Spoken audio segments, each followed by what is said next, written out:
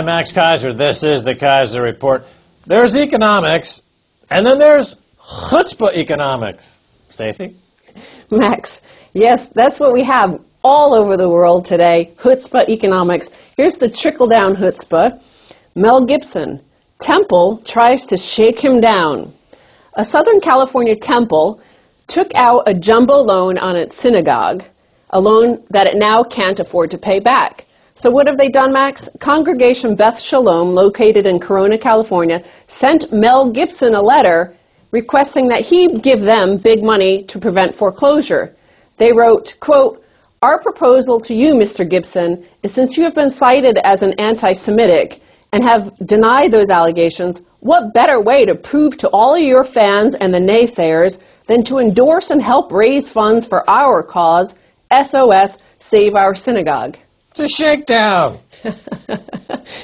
Well, TMZ calls the move similar to a dude accosting you for money at a gas station. Except they want gefilte fish.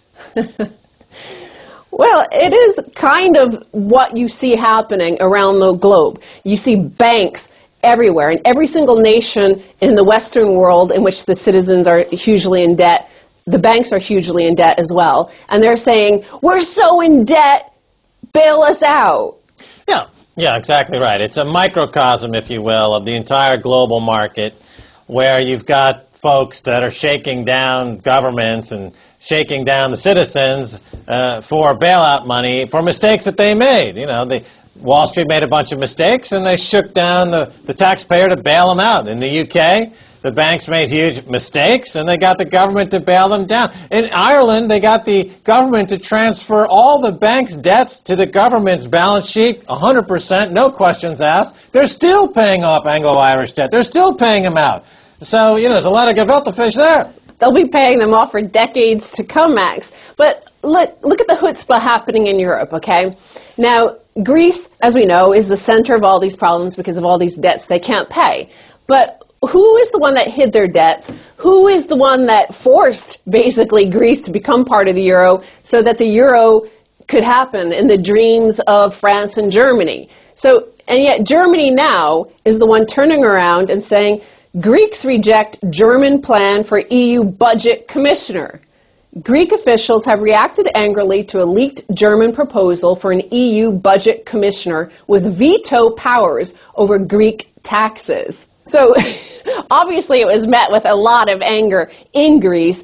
Anna Diamantopoulou, a former EU commissioner and now an education minister in the Greek government, slammed the idea as a product of a sick imagination. Well, they should use the Mel Gibson tactic. The Greek people. They should say, look, you know, we need a bailout. Give us a bailout. Zero Hedge reckons that this demand that a budget minister from Germany be installed in Greece was bound to be rejected. Germany knew this. So that they say, Zero Hedge says, the next step is an epic LTRO, long-term refinancing operation, in precisely 1 month, whose sole purpose will be to pre-fund European banks ahead of the Greek default with enough cash to withstand Europe's Bear Stearns. Right, and it keeps them in the defensive mode in terms of deflation, because Greece is imploding. This is going to be perceived as deflationary, and therefore they need to keep interest rates near that 0%. Meanwhile, the fact that they are essentially siphoning off the income from Greece and these other countries through the back door, through the off-balance sheet, continually to pay the huge banker bonuses, that's not really talked about because they go with that headline crisis. Greek collapses, it's deflationary. Oh, by the way, we ended up with all the assets and interest rates have to remain at 0%. If, in fact, the market was allowed to function without this interference, you'd find interest rates starting to rise and you'd see some losers in the banking sector and you'd start to see capitalism return to the fore. But right now you don't have capitalism, you have what's called some call corporatism, and I think we're going to be talking about that in the second half. Or you could call it chutzpah. I'd like to see chutzpah traded on the exchange. You know, why doesn't Goldman Sachs take chutzpah public as an initial public offering? You know, you could be like the symbol could be kosher. You know, I'd like to buy some chutzpah. I think it's in a bull market. Why can't I buy chutzpah? Why is the chutzpah market being manipulated? You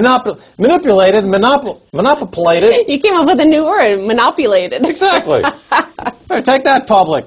Well, okay. Now, the point is that part of how this chutzpah economics works in terms of the Eurozone is that over and over, the nations like Germany and France that engineered this chutzpah economic zone, they argue that to dismantle it, for any nation like Greece to leave the Eurozone, it would cost so much more. It would be economic Armageddon. Well, the report that will blow up the Eurozone. Yes, the PVV, far-right party in the Netherlands, commissioned Lombard Street Research to examine the costs of staying in the euro versus returning to the guilder. Now, essentially what Lombard Street Research found was that the costs of breakup are wildly exaggerated and that the costs to the Netherlands and Germany in particular for staying in the euro are huge due to what they call unrequited transfers and lost purchasing power. Charles Dumas from Lombard Street Research says the Dutch people have lost thousands of euros in purchasing power per year since the currency was introduced. So a lower euro has indeed, they say, helped German manufacturing and exports, for example. But the actual German citizen, their purchasing power has been declining, the Dutch purchasing power has been declining, etc. Yeah, well, you know, in the Netherlands, they track this in the paper. I love that. They say purchasing power, and they track it up and down. I've never seen any other country track that in the public press, which is fantastic. But the deal about breaking out of the euro, whether it's Greece busts out of the euro or some other country, the fact is that when interest rates are 0% as they are now, the costs are virtually nothing. You have to equate it to, let's say, a Facebook. You know, Facebook is going to go public for somewhere in the $100 billion range. They have Facebook credits, which is a virtual currency, that they cost them nothing to issue, and they were able to create this multi-$100 billion franchise around that. Similarly, with other gaming sites, the globe has become essentially a game using a virtual currency that pays no interest. That's the key to a virtual currency, that it pays no interest. The dollar, the euro soon will pay no interest. All these virtual currencies and global currencies pay no interest. It's a gaming currency. It's not a banking system where you put a deposit in a bank and then they use that as the basis for a loan. As Steve Keen has talked about, that's nonsense. There are no deposits in any of the banks worth anything. The collateral is nothing. It's negative reserve banking. It's all a gaming currency. Food stamps, it's a gaming currency. The bailouts, it's a gaming currency. 0% interest rates. You give away billions and billions. You hope that people spend this money online and viewing advertising, which gives some bonus money in the back end to the bankers issuing the gaming currency. But the entire idea of gross domestic product needs to be replaced with gross gaming product, GGP. And it's just a matter of which country's economic activity is providing more of a gaming output and virtual currency output than anything else. Goods and services are passé, and we're now in a post-GDP world, or in a post-sovereign currency world. Well, you know, going back to this article here, branding the monetary union a suicide pact, Dumas noted that the Club Med nations needed about 5% of gross domestic product in annual debt refinancing, more or less indefinitely. This means that there would be unrequited transfers, Lombard Street Research said, of about 60 billion euros annually from Germany, 50 billion euros annually from France, but these numbers were based on the condition that Greece and Portugal left the Eurozone. So this unrequited transfer would be basically to Italy and Spain. Well, that's exactly my point. They're saying that you need a certain growth, 5%, to make up for this transfer payment. I'm saying that you won't have any growth. Everyone knows there is no growth. And the growth, as we understand in goods and services, that period is over. They simply give this gaming currency away, whether it's a euro, a dollar, a drachma, and people use it online, and they view ads, and they boost a consumer economy, which is all fueled by more gaming currency.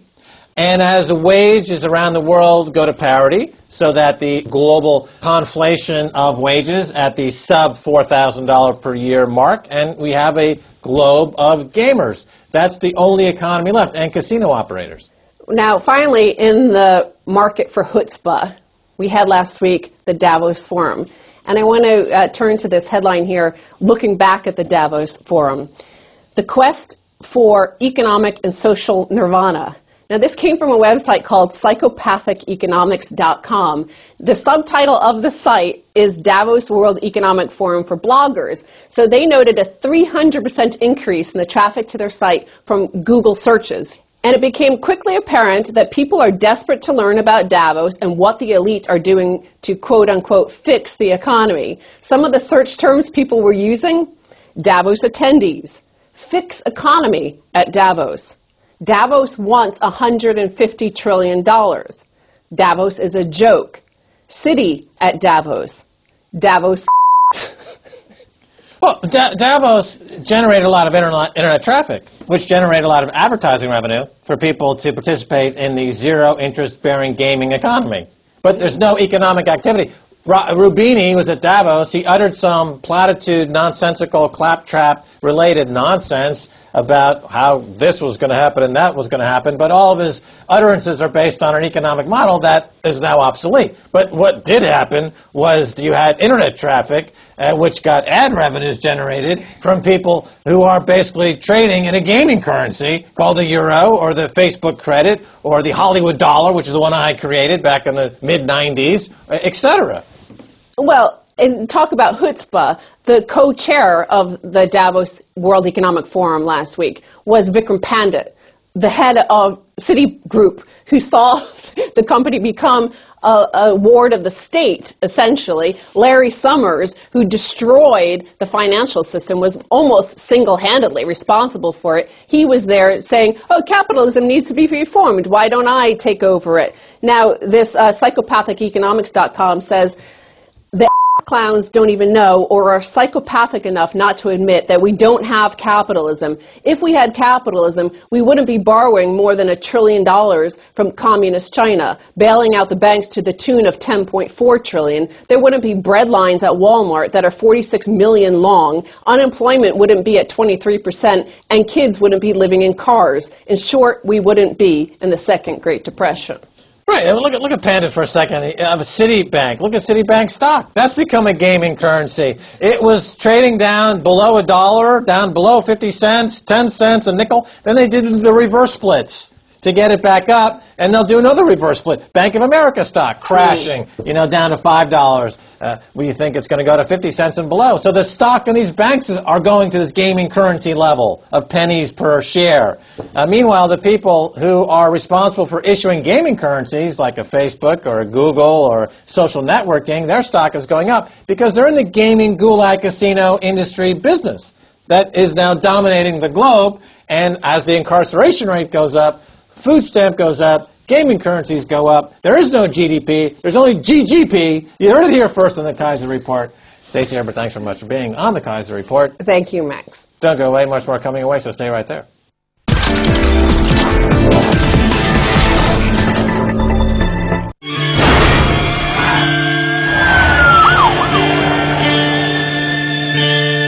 I was shot 4 times in total, and I have 1 exit wound. 3 of the bullets are still in my body.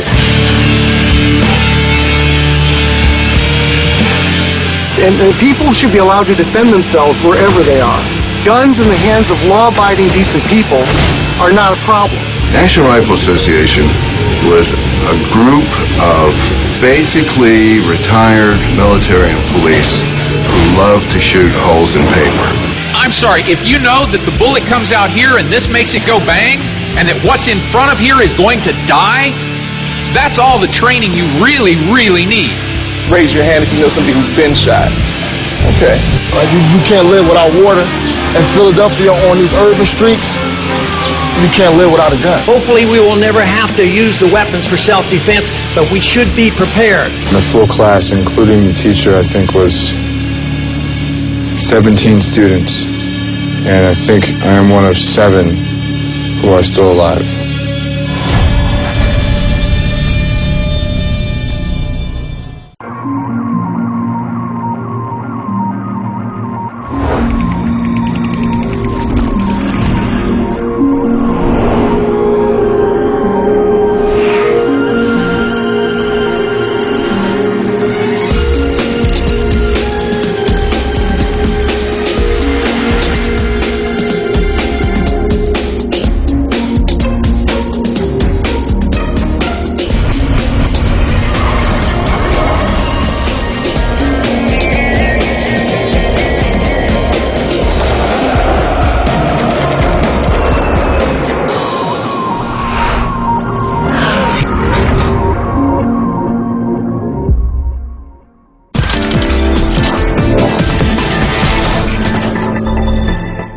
Hi, I'm Max Keiser. Welcome back to the Keiser Report. Time now to go to Beirut and speak with Saifedean Ammous, professor of economics at Lebanese American University and foreign member of Columbia University Center for Capitalism and Society. His most recently published article, co-written with Nobel laureate Edmund Phelps, is titled Blaming Capitalism for Corporatism. Saifedean, before last week's Davos World Economic Forum, founder Klaus Schwab said capitalism in its current form is no longer fits the world around us. Larry Summers, also at Davos, claiming we need to reform capitalism. Your thoughts? Well, I think I'd agree with them that what we have right now does not really fit the world around us. Where I would disagree with them is that they seem to think that what we have is a capitalist system.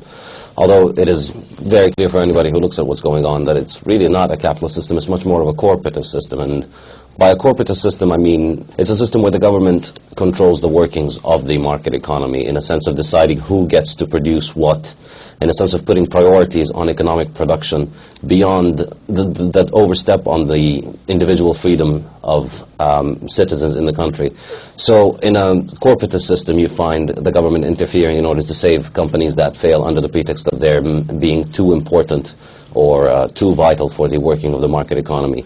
That is a feature of a corporatist economic system. In a capitalist system, companies that don't do well get weeded out. So the only companies that continue to perform and continue to survive under a capitalist system are companies that have demonstrated some success in serving their customers willingly. Right. In a capitalist system, you have both risk and reward. And over the past 30 years or so, in the United States anyway, whenever a bank or a corporation experiences any kind of risk or any kind of loss, they lobby the government to change the financial laws to make it impossible for them to sustain any losses. Therefore, they're not taking any risks. They're just rent-seeking. They're just vacuuming out cash, which leads me to my next question. The concentration of wealth in America and in Britain has grown rapidly unequal in the past 40 years as these banks and corporations simply vacuum up all the equity and take no risk. Does this matter? Yes, I mean, clearly, these sort of economic systems, anytime you've seen them, and we've discussed previously the examples of Egypt and Tunisia, what they end up, they come under the pretext of being good for the economy, being good for the national greatness of the nation, or they always find nice sounding pretexts for why these interventions into the market economy are justified. However, the real consequences of it is always that it ends up really benefiting the status quo, benefiting the people who are in charge now. Now, the real problem with this is not just that it's not fair. The real problem with it is that it's very destructive economically, because what it means is that you keep the unproductive companies and the unproductive firms and industries, you keep them alive, and they continue to survive, sucking up valuable resources that would be used otherwise in society, and channeling these resources, capital, land, labor, office space, computing power, all of that stuff, they channel it into unproductive uses of capital. And the result of it, the product that they produce, is something that is obviously not desired by society, as evidenced by the fact that they fail on a free market. So by giving corporations the incentive to both be able to make profits and to make losses, you give them, again, the idea of risk and reward. There is always a risk associated with when you try to make reward. So if you take out the punishment, if you take out the risk, if you take out the possibility of losing from this, you're going to end up with corporations that are unproductive. And I think this is really the reason that the economies of the US and Britain, I would say, are stuck in a recession, because so much of the productive capital of the country, so much of the smart people, so much of the office space, so much of the computers in the country are being used in unproductive enterprises, in unproductive industries. And if these industries were allowed to fail, people in them would move on to other productive avenues of economic activity, and that would be much better for everyone in society. Right, so you end up in Britain and in the U.S. with financial dictators, and meanwhile in the Middle East, the dictator corporatists like Gaddafi, Ben Ali, and Mubarak, they've been overthrown more or less, or in the process of being overthrown, or there's this Arab Spring that's been going on. So what does this mean for the West, of course, the dictators in the West who rely on the resources that they were getting from the dictators in the Mideast? Well, I think the interesting thing is to see how, if you look at a place like Egypt right now, we're seeing the revolution is continuing in this sort of struggle between the old order of the remnants of the Mubarak regime who are still in power versus the current versus the new forces that are being unleashed by the revolution. And I think one of the key issues that is being fought over is the issue of the loan from the IMF to Egypt. There's a lot of back and forth between the IMF and different members of the Egyptian government about whether those loans are going to take place or not, and whether they're going to be provided at low interest rates or not, and what sort of conditionality is attached with them.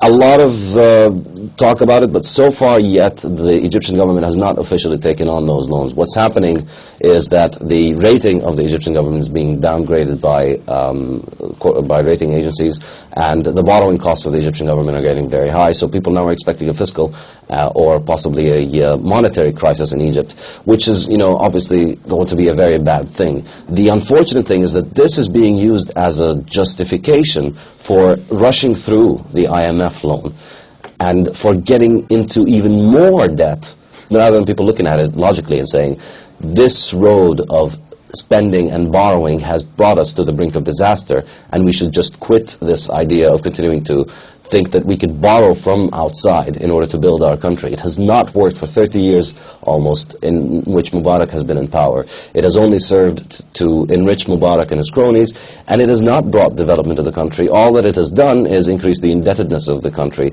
and make people liable for paying more and more and more of their income towards taxes to go towards paying off interest on debt. And I think Egypt needs to make a clean break with the past, with these policies of the Mubarak era, from the respect of, particularly by making a statement on the debt. I think the foreign debt should be basically repudiated, and Mubarak should be made liable for it. And with domestic debt, they need to reach a sort of agreement with the domestic creditors that saves the banking system and prevents it from a collapse by recapitalizing the banks in case they have a problem with liquidity because of the treasuries. And then after that, they must have a balanced budget. There is no alternative to fiscal responsibility. As you look at Europe and what is happening in Europe or in the US or in Arab countries, there really is no alternative for, as an individual or as a country, there's no alternative to being fiscally responsible. So the path forward is to eliminate interest payments as a massive part of the budget and reformulate the budget in a way that doesn't hurt the poor and in a way that stops giving favors to the connected people from the regime, and as a result leaves the budget being able to be balanced without having to resort to foreign borrowing. Because this is really the main problem. If you get involved in foreign borrowing, it leads to puppet regimes that don't have the legitimacy in front of their people, as Mubarak and Ben Ali's regime are, and it also leads to a massive, giant drag on the economy as people continue to generate more and more and more money that goes simply towards paying off taxes to go towards paying off interest on the debt. Right, Mubarak is gone, but now it's time to overthrow the real dictator, that being, of course, the IMF. Now, we've had the Arab Spring, and then we've had the Occupy Wall Street movement. Now a new movement is taking shape around the world. These are protesters who are protesting against SOPA and PIPA, the Stop Online Piracy Act, and related intellectual property laws that are attacking the Internet from the corporate side. The corporatists want total control of the Internet. And is that a fair statement? Or is this a case of the corporatists who are attacking the innovators, the entrepreneurs, and the free marketeers? Do you see this playing out as an extension, really, of this global insurrection? Absolutely. I think it's what we're seeing with the Internet is very interesting because as markets in the real world continue to be strangled and controlled more and more by the managerial state, by governments all over the world, the Internet is really the place where the free market has gone, because in the Internet, you can click anywhere you want, and you can decide to use any website you want, and people have the freedom of choice.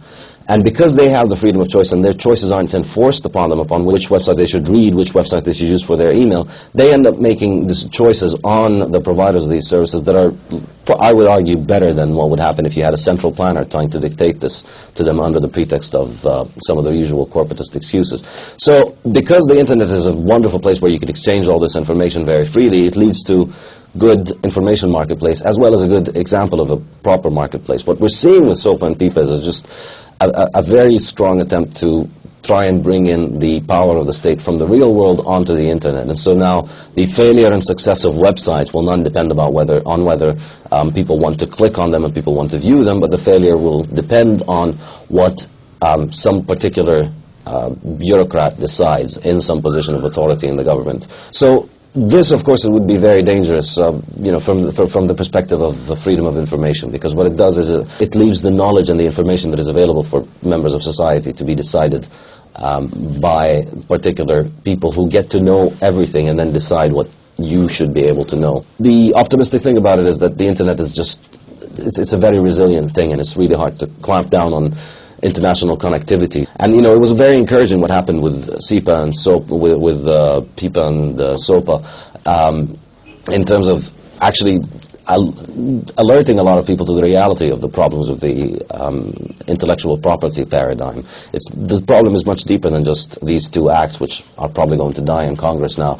The problem really is in state enforcement of intellectual property, which serves in a very pernicious way. It harms both the artists who produce the art or the authors who publish the books, as well as the fans or the readers who want to consume this material. Neither of them really benefits from intellectual property laws. They go towards the middleman, basically. And what technology is allowing us is more and more ways to cut out the middleman, more and more ways for fans to communicate directly with the musicians they like to listen to or readers with their authors. And this cuts out the profit that middlemen can make. And so this is why this industry is trying to bring in the government in order to keep their old antiquated model so that they can continue to keep their job as the middleman. And they want the state to enforce that. That's exactly the definition of corporatism. And so you see people like Chris Dodd going on about, Hollywood creates jobs, or Hollywood is an important part of the U.S. economy. Well, obviously, it's a tiny part of the U.S. economy, and it's a tiny part of the world economy. And most importantly, it's very easy for them to find other business models that actually serve the artists rather than serve the old production industry that really is out of date and out of place today. Okay, Saifedean Ammous, that's all the time we have on the Keiser Report. Thanks so much for being on. Thanks, Max. All right, and that's going to do it for this edition of the Keiser Report with me, Max Keiser, and Stacy Herbert. I want to thank my guest, Saifedean Ammous. If you want to send me an email, please do so at keiserreport@rttv.ru. Until next time, Max Keiser saying bye, y'all.